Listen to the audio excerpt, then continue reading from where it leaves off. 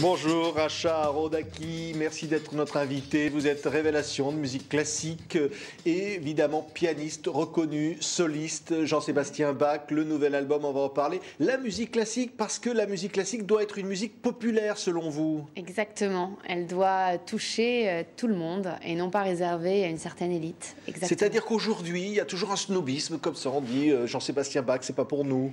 On a toujours une sorte d'appréhension. On se dit bon, faut peut-être comprendre, faut peut-être essayer d'être, enfin, faut peut-être être baigné dedans. Alors que la musique classique, finalement, c'est comme toutes les musiques. Hein. Elle vous atteint ou elle vous atteint pas. Elle vous touche ou elle vous touche par exemple, pas. vous, qu'est-ce qui vous touche chez Bach? Par exemple, si on peut parler à tous ceux qui nous écoutent, qui ne connaissent pas ou qui ne comprennent pas, pourquoi ça vous touche? Écoutez, c'est une musique qui, pour moi, parle à l'âme directement. Pourquoi? Parce que c'est une musique qui, d'une simplicité, d'une limpidité incroyable.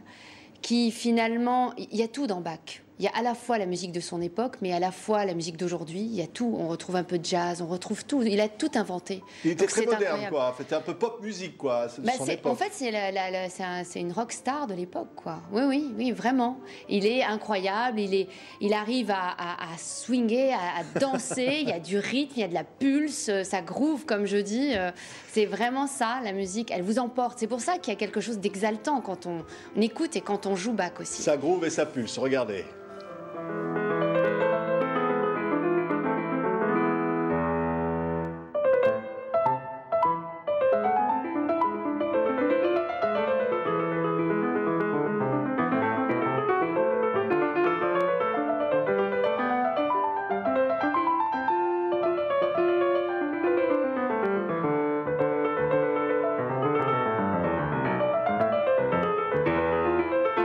L'album donc, qui vient de sortir, Air Note.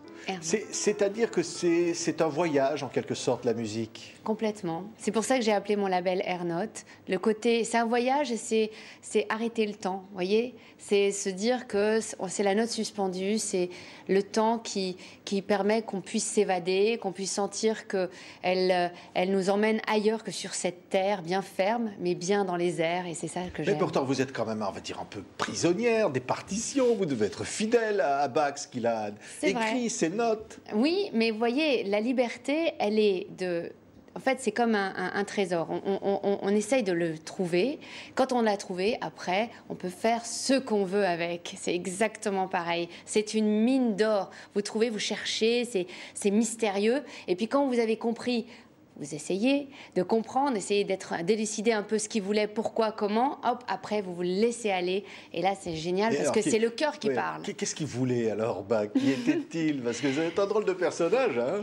Écoutez, c'était un être humain comme vous, comme moi. Il n'était pas non plus... C'est vrai qu'on en a fait un personnage un peu intouchable, vous savez, très...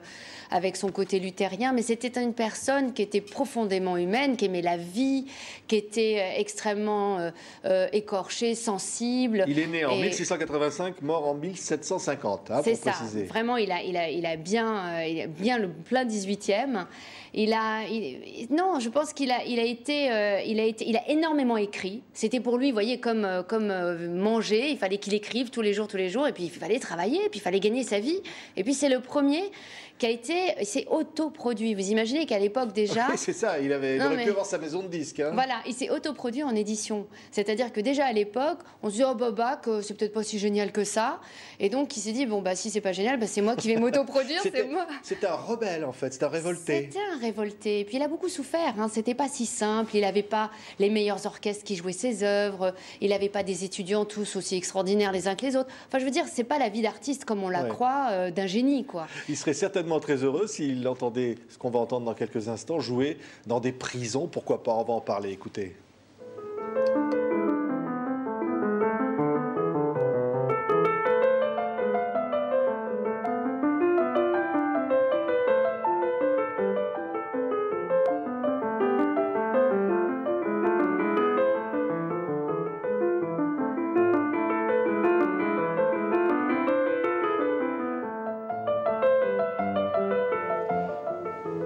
Si je parlais des prisons, Racha Arodaki, c'est qu'évidemment, vous jouez dans les prisons, vous jouez du Bach dans les prisons, vous allez comme ça dans les centres pénitentiaires, devant les prisonniers, et vous leur jouez ce qu'on entend en ce moment.